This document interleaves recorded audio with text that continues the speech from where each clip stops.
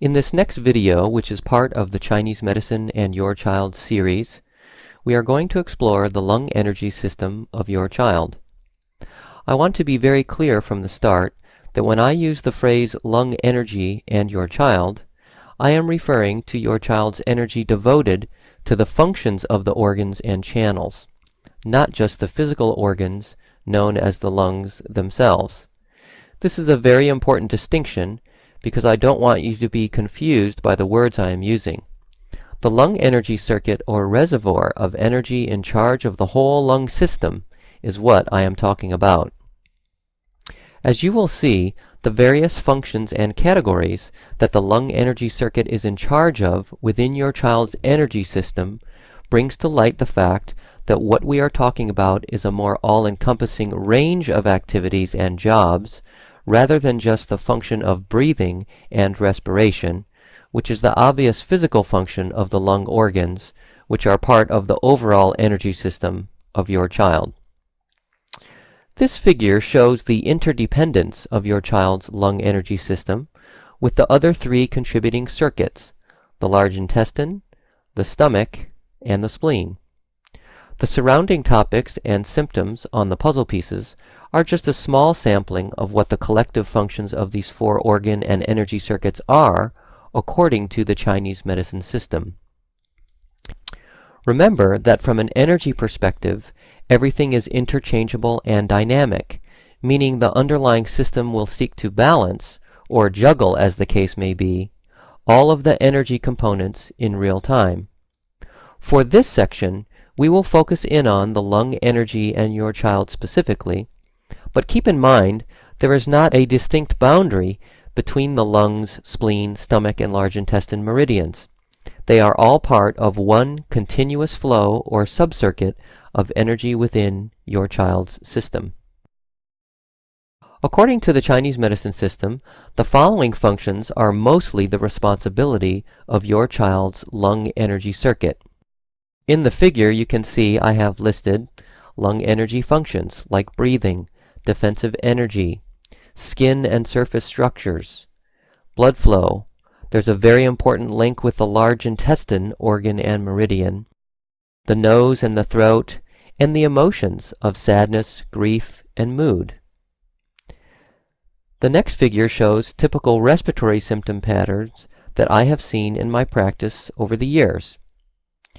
Such things as upper respiratory infections, bronchitis, sinusitis, middle ear infections, asthma, and croup.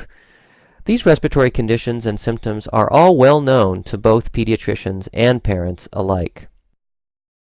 So, when a child presents with any or a combination of the above symptoms, how do we go about evaluating and making sense of their situation? What I have learned is that this method of framing the set of symptoms in the context of the lung energy and your child is a key differentiating factor. The first step is to explore whether or not there are other historical inputs that may have an influence on the above jobs that the lung energy circuit is in charge of providing for your child's daily functions. Let's look at the common example of a child with a history of asthma, allergies, and eczema, which is a dry skin condition. This triad of symptoms is common in the pediatric age group, and I have certainly seen my share of kids with this set of conditions. My approach would seek to find out what some of the historical precedents might be. If a child had a history of bronchiolitis, which is an infection of the lungs, and wheezing, also sometimes called reactive airways disease, if they had this as a baby but eventually grew out of it, we still must account for the energy consequence of that event.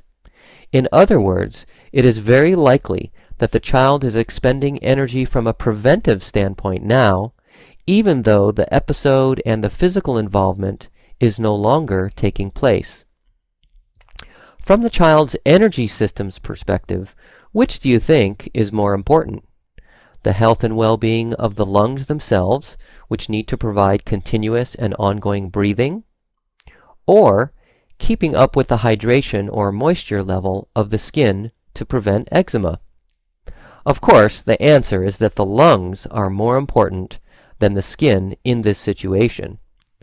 Now, do you see how the body's energy system is called upon to make distribution decisions based on priority, and in all likelihood will choose to cover vital functions first, like breathing? This is why it is important to investigate the factors that may affect the lung energy and your child. The usefulness of this method of evaluating the whole picture of what's going on with your child is the reason I am so adamant about getting this information to you. It is imperative that you understand this so that you can in turn pass along this understanding to your child and take the steps necessary to find balance and resolution for your child's energy system. In this way, not only are you able to treat the symptoms, but you can gain the information you need to alleviate what caused the problem in the first place. Now, if we take this example one step further, this child may be prone to developing allergies in the future, not because he or she is unlucky, but because the same energy reservoir in charge of maintaining the lungs and the skin is also responsible for what is called defensive energy, or wei qi, in the Chinese medicine system. This is closely associated with the surface of the body and includes the mucous membranes of the respiratory and digestive systems. These must be included as part of the discussion pertaining to the lung energy and your child. So the explanation would be, if energy has been devoted to early lung problems, coupled with skin issues like eczema, this can lead to a predisposition to develop allergies, especially airborne or food-related reactions. Any treatment modalities that seek to strengthen and rebalance the lung energy system will help with the historical energy expenditures that may be ongoing, with the current symptoms if they are present, and to decrease the chances of future related problems like allergies.